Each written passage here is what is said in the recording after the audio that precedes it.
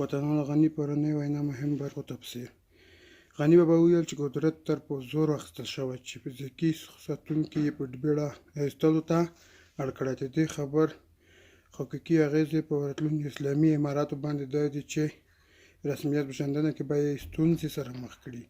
غني بابا وایي چې هېواد څخه مې تېښته نه ده کړې، بلکې ژوند یې د بې ازادۍ مرګ سره مخامخ و او هېواد څخه وتل ورته ناممکن و. دوست محمد خان شېر علي خان امان الله خان د وتلو سره په تله کړ.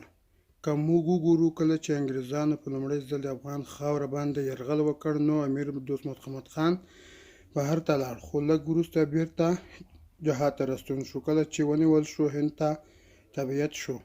کله چې عظیم اکبر خان پرنګیان مات کړ امیر بیرته هېواد ته ستون شو او واکمن شو.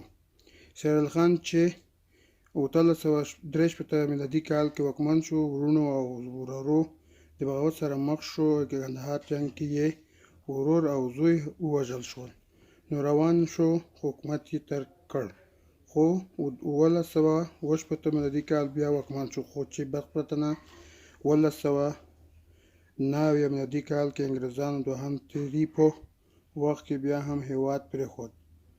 پرېښودلو ته مجبور شو چې مزار شریف ته لاړ. امان الله خان چې د خپلواکۍ واخیسته نو اصلاحات یې شروع کړل.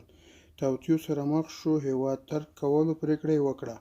که لږ فکر وکړو غني وینا څخه داسې برېښي چې یوه ورځ غني بیرته راتلونکی ده، خو دغه کله راځي تاریخ به یې جوت وي. ګرانو قدرمنو اورېدونکو، د افغان میډیا څخه نړۍ تازه او مهم خبرونه له موږ سره واورئ.